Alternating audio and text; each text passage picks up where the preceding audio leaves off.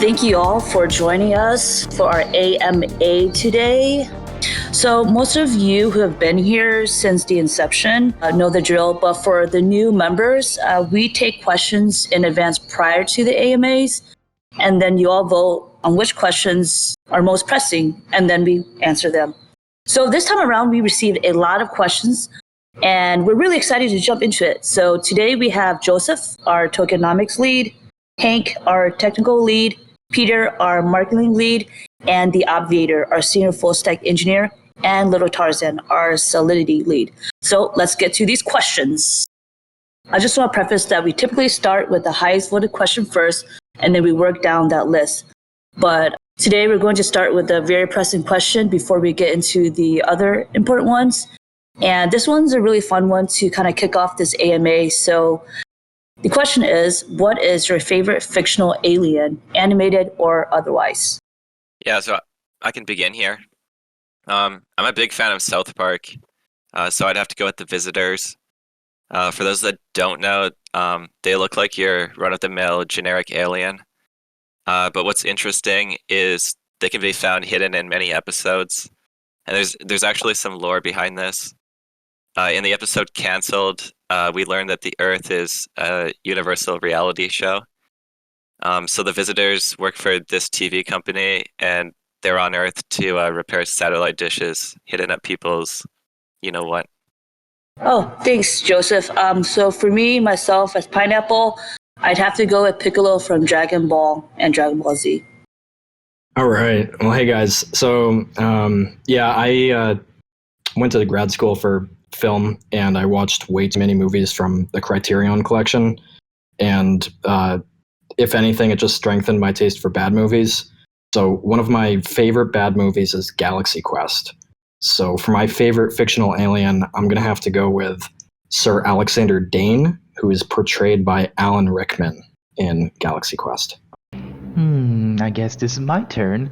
And I'm really stuck between two rocks, one being Marvin the Martian from the Looney Tunes, and the other being the Thing. Yeah, I know they're polar opposites, from an adorable villain to a murder machine, but what can you do? Honest feelings.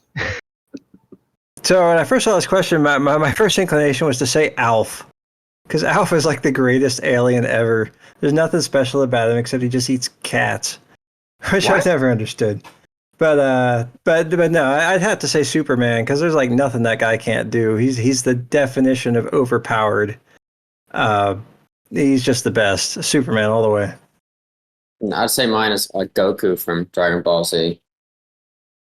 Cool. So I guess now you guys all know what our favorite alien animated characters are. So I think tallying that up, Dragon Ball Z wins. Yay, Little Tarzan. You and I are on a team.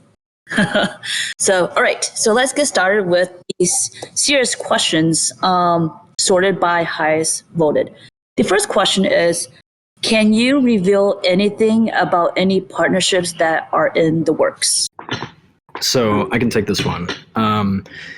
Yes. While we can at this time say we have official partnerships in the ecosystem, as it's a bit of a loaded term, we can affirm that we've been working closely with other projects in the space, one of which is, of course, Hashpack. We have also been in conversations with IDO launchpads, one of which is Head Starter, liquid staking protocols, one of which is Stater, and bridge protocols such as Hashport. So these collaborators are really to form a strong foundational architecture to support a fully fledged DeFi ecosystem on Hedera. In addition to that, we have been in contact with various HTS projects, including but not limited to 2NFM, Galaxy, and various NFT projects. The nature of all of these conversations are distinct, but overall they are meant to create meaningful connections in order to accelerate the development of the ecosystem. Thanks for answering that, Peter. The next question that we have is, can you please provide a comprehensive update on the state of your smart contract / DeFi product development and timeline to go live? Yeah, I'll take this one. So without getting way too comprehensive, there's three main contracts that I deal with. One is the factory contract, and the second is the pair contract, and the third is the router contract. And the factory and pair contract have been passing unit tests with HTS integration for a little while, about a week or so. And then for the router, we're still doing some work on it because it's a very large contract, but I'd say we're getting pretty close to the end. So that part feels pretty good. How that relates to go live, there's a lot of other challenges related to the front end interfacing with the smart contracts and reading the variables off of the smart contracts. So we have quite a few challenges on that front, but the state of the contracts themselves are pretty good right now. Great. Thank you so much, Tarzan. So our next question from the community is, what information can you provide about the audits, and can they happen while HIP 358 is in preview net, testnet? And can you provide any general details related to this? So we're pretty early in the audit search. I don't want to name which auditing company, but we're still quite early. And they've indicated that there's really not much going on Hedera quite yet. So it's unclear exactly what they're going to be doing for the audit. It'll be a mutual learning experience, I'm pretty sure, just to, everybody gets up to speed on Hedera and I get up to speed on the things they're going to be looking for in the audit. Whether they'll use PreviewNet or TestNet, I'm not quite sure, but I'm sure there'll be a little bit of that or a lot.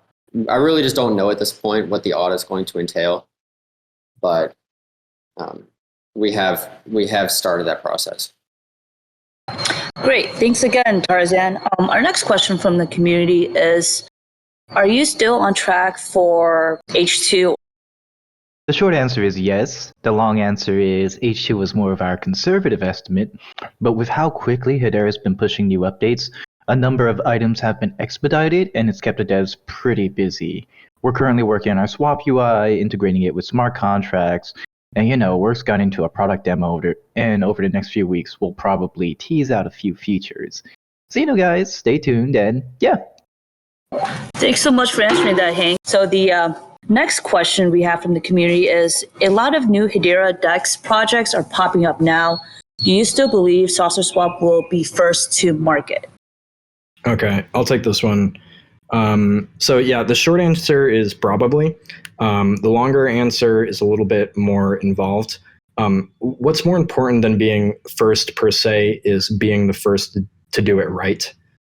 We can't control another hypothetical DEX, rushing a product to market to snag first mover advantage. And of course, we are not alluding to any project in particular by saying this. But overall, we don't think it's a good strategy. Working through an audit to minimize vulnerabilities and maximize security takes time, and we believe it's completely necessary. So there are some firms that will push an audit through just so a project can get a quick seal of approval.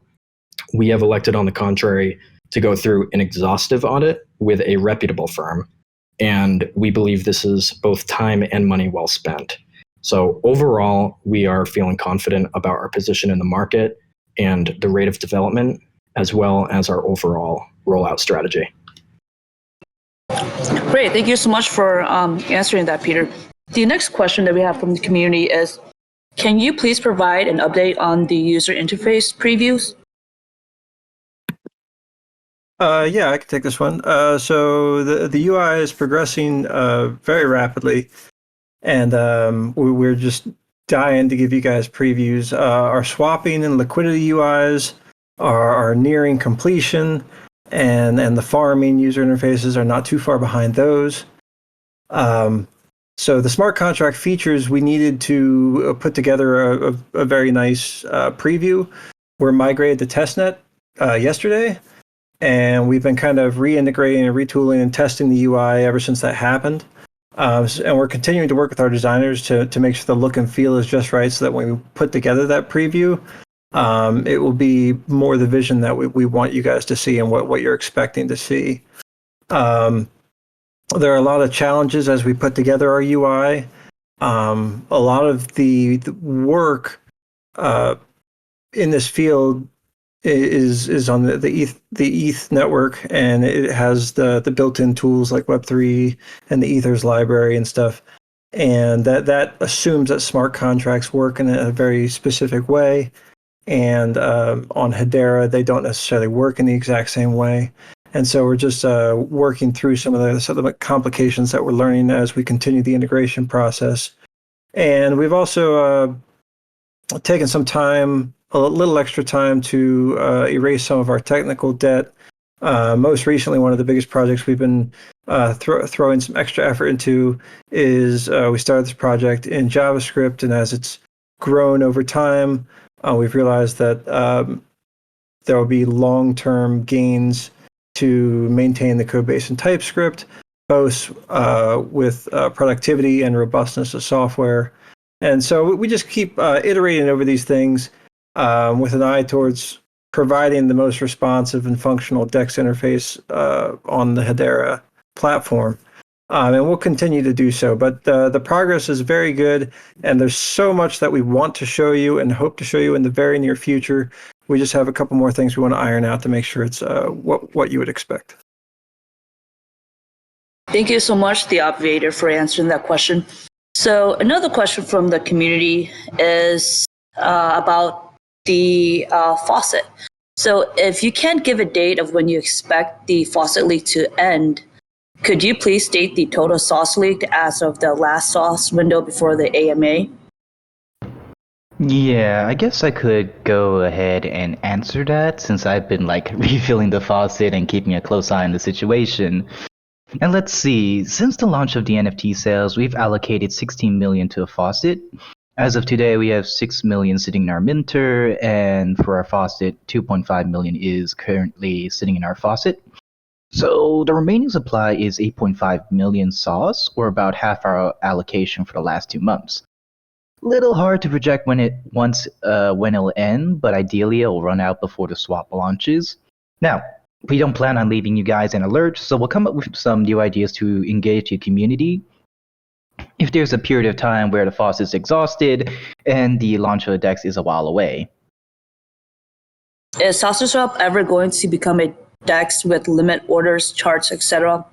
And also, are you guys looking into built-in bridge functions? So the short answer is yes. We are going to outfit our DEX with additional functionality. So you can expect charts, limit orders, and the likes. As for a bridge, we are anticipating working towards this functionality through a utility like Hashport, such that we can position SaucerSwap as a frictionless endpoint for bridge liquidity.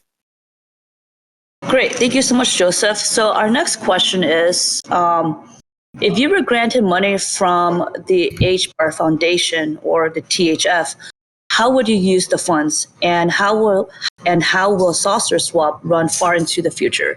Will it have employees in later stages? Yeah, so this is a good question. For the most part, we have no need to cover operational expenses. A grant from any organization would be best suited for liquidity mining incentives, with the end goal being maximizing TVL. This is the basic idea behind the grant Stata received, and it's frankly a good model. As for how SaucerSwap will run far into the future, well, that really depends on how far into the future this question implies. In the medium term, yes, we will likely expand our team as the need arises. But as we progress, the DAO will be phased in. On that note, it's worth noting that the concept of a DAO is really in its infancy. And I think we're going to see new and innovative ways in which DAOs function as we move forward and as SaucerSwap develops. So we anticipate, helping to push those bounds. Ultimately, the final phase of the DAO will be completely distributed and autonomous. Great, thank you so much, Peter. So the next question we have is, can you give an update on the white paper? Yeah, so it's currently in the works. Yeah, you can expect it preceding the launch of our DEX. And as for what it will, I guess, focus on in particular, would be smart contracts and the HTS integration. Given that that's a novel aspect of what we're doing. Thanks so much, Joseph. So another question from the community is, will there be a HBAR-X sauce LP? Yeah, so given that any user will be free to create a liquidity pair, I think it's safe to assume that there will be an HBAR-X sauce liquidity pool. As for pools at launch, so namely pools that will be initializing, we cannot make any public remarks on this just yet, as it relates to Stater.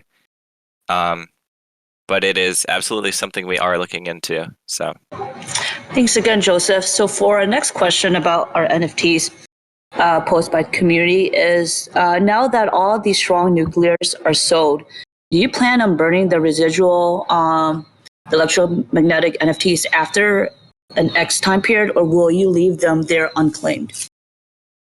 Yeah, so all of the remaining NFTs that are not sold after the sale concludes will be burned, save for a small few that the team will retain for the purpose of giveaways. Great, thanks, Peter. Another question from the community is, the current development team is small. Will you be able to deliver the roadmap in a reasonable time frame? And do you need or intend on increasing the size of the dev team? Yeah, I can answer that one. And the quick answer is yes and no. The dev team is small but lean, and we have the necessary manpower to deliver what's on the roadmap, and we'll increase the dev team as necessary.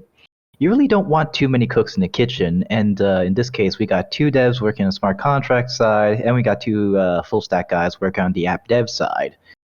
So yeah, it should be sufficient in the near term. Great, thank you so much. So this is a question about the community, about the SaucerSwap community itself. And the question is, SaucerSwap engagement in community distinguishes SaucerSwap from other developing DEXs. Can you share strategies to grow the community beyond the early adopters after you go live? Sure, I can take this one. So yeah, our strategy so far is really no secret, and there's no shortcut to growing a community. The simple answer, and really the primary directive for us all along in regards to marketing, has been a simple question, which is, how can we contribute value, not only to our community, but the ecosystem at large? To us, this encompasses several things. To name a few, we've had these educational threads on fundamental concepts in DeFi. Continuing forward, we'll explore these educational threads and articles, not only to address fundamental, but also new concepts in DeFi, because an educated audience is a powerful audience. And another thing is just having the most responsive and transparent team in the space. Additionally, just taking all the right steps to provide the best product for the market. To me, this is what encapsulates good marketing. Communities thrive when they are provided with the environment and resources to thrive. So in short, we intend to continue growing this community organically by listening to you, and responding and reacting in meaningful ways, and overall continuing to provide value to the Hedera ecosystem. Great, thank you so much, Peter. Like what Peter was saying, if you guys have any suggestions, feel free to put it into the public Discord. The next question is, the S staking protocol said they would soon support other wallets along with Hashpack. Does SaucerSwap plan to support another wallet linkage too? In the future? Yeah, when we have the bandwidth, but at the moment it's not a priority, as Hashpack has been the most robust wallet in the Hedera network. And our devs are currently working on all the other things I spoke about earlier.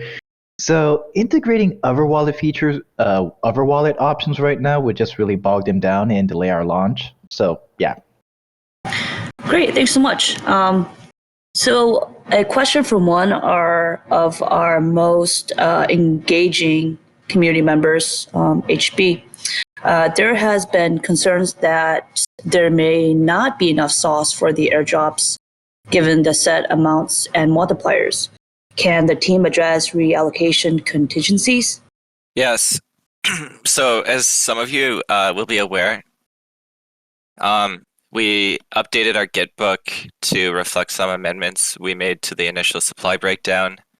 I did mention this in the Discord, but for those who missed it, yeah, the tokenomics were amended to be more practical and also more favorable for the community.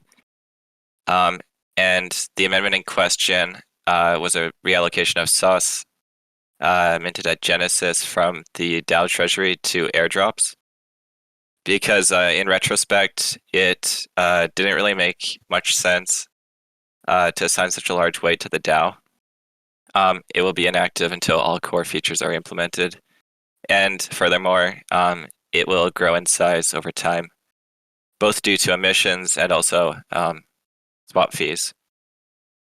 So part 2 of this question leads to somewhat of an announcement.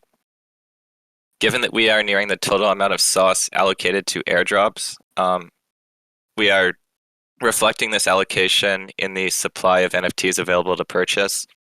We have done this to guarantee with mathematical certainty that sauce allocated to airdrops remains below the upper bound. So you will notice that this change has been reflected on our website. Overall, our sale has been very successful, and we look forward to moving on to the next stage of development. And it's worth noting that whatever amount of sauce there is left over from the airdrops stands a good chance of being reallocated to the Faucet to extend its life. Thank you so much for explaining it to the community, Joseph. So, like what we always do in our AMAs, we love you guys and we appreciate all of the engagement that we have seen from our older members as well as our new members. And to round out this AMA, we would like to recognize a member of the SaucerSwap community. Thank you so much for your support and your contributions. And we are so excited to give out a Dog Star Award to a standout member. And this award goes out to Don Hector. Congratulations, man. Send me a DM and we'll get you your award. Okay, guys, that wraps up this AMA. We're going to have more in the future. Stay tuned for more announcements related to our development, and we'll see you guys on the next one. Thank you so much. Congratulations, Don Hector, and thanks, everybody, and we'll see you on the next one.